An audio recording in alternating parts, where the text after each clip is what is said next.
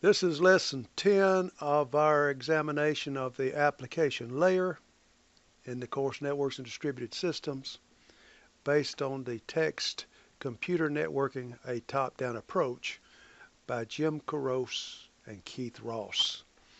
So let's start where we left off with the DNS system.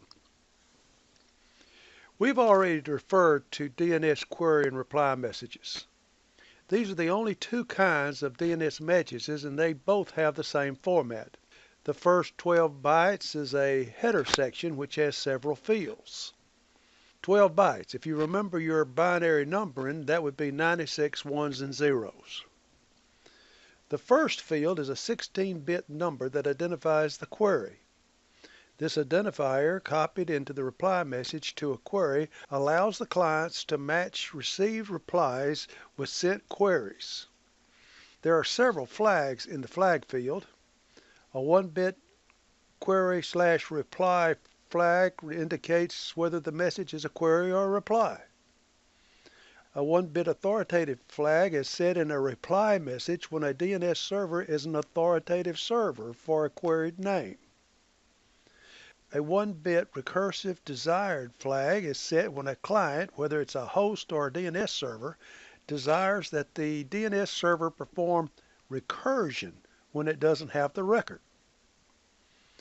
And a 1-bit recursive available field is set in a reply if the DNS server supports recursion. In the header, there are also 4 number of fields.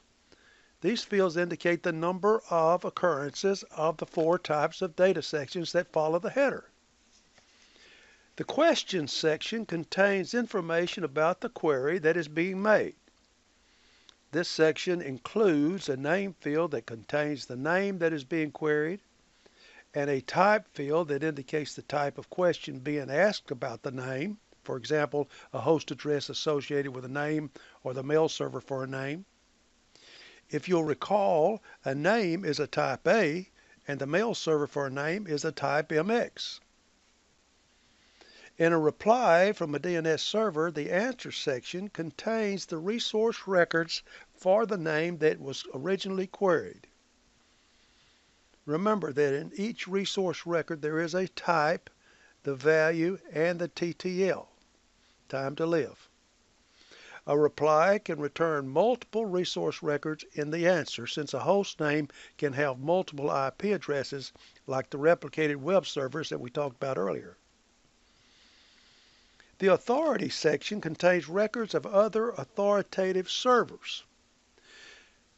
The additional section contains other helpful records. For example, the answer field in a reply to an MX query contains a resource record providing the canonical host name of a mail server. Tell the truth, did you look up canonical after the last lesson? The additional section contains a type A record providing the IP address of the canonical host name of the mail server. How would you like to send a DNS query message directly from the host you're working on to some DNS server? This can easily be done with the Nslookup program, which is available from most Windows and Unix platforms. For example, from a Windows host, open the command prompt and invoke the Nslookup program by simply typing Nslookup. After invoking Nslookup, you can send a DNS query to any DNS server, root, top-level domain, or authoritative. After receiving the reply message from the DNS server, Nslookup will display the records included in the reply in a human-readable format. As an alternative to running Nslookup from your own host, you can visit one of the many websites that allow you to remotely employ Nslookup. Just type Nslookup into a search engine and you'll be brought to one of these things. Why don't we take a look at an Nslookup command? I have started up the command prompt on my laptop. I'll type Nslookup and an IP address, 68.94.156.11. and voila, it comes back with some information. As you can see, the query returns the host name of the DNS server and its IP address. What type would that represent? I'll let you come back with that answer. When you decide to set up your own domain, you'll need to register the domain at a registrar. A registrar is a commercial entity that verifies the uniqueness of the domain name, enters the domain name into the DNS database, and collects a small fee from you for its services. Prior to 1999, a single registrar, Network Solutions, had a monopoly on domain name registration for .com, .net, and .org domains. But now there are many registrars competing for customers, and the Internet Corporation for Assigned Names and Numbers, ICANN, accredits the various registrars. A complete list of accredited registrars is available at www.internic.net. When you register your domain name, you'll also need to provide the registrar with the names and IP addresses of your primary and secondary authoritative DNS servers. If you are using a hosting service, they can provide you with the names and addresses. For each of the authoritative DNS servers, the registrar would then make sure that a type NS and a type A record are entered into the top-level domain COM servers. You'll also have to make sure that the type A resource record for your web server and the type MX resource record for your mail server are entered into the authoritative DNS.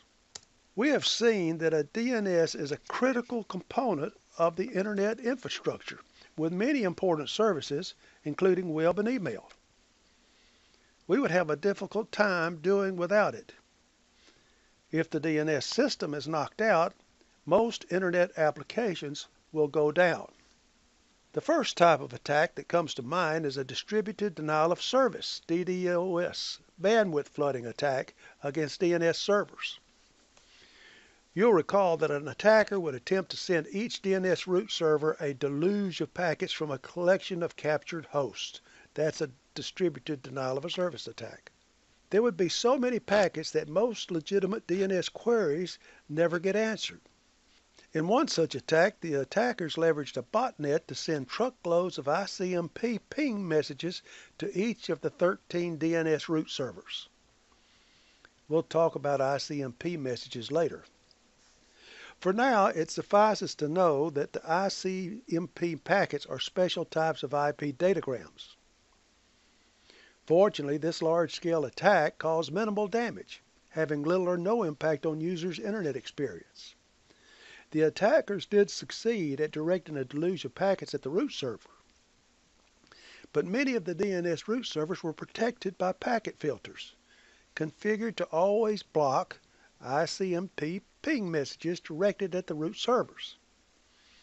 This is often done at the router with an access control list that controls what kind of packets can reach each port. These protected services were spared and functioned as normal. In fact, I did that same thing with a system that I managed some years ago.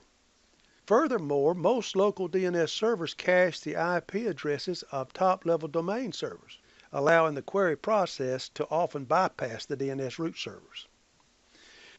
A potentially more effective denial of service attacks against DNS would be to send a deluge of DNS queries to top-level domain name service.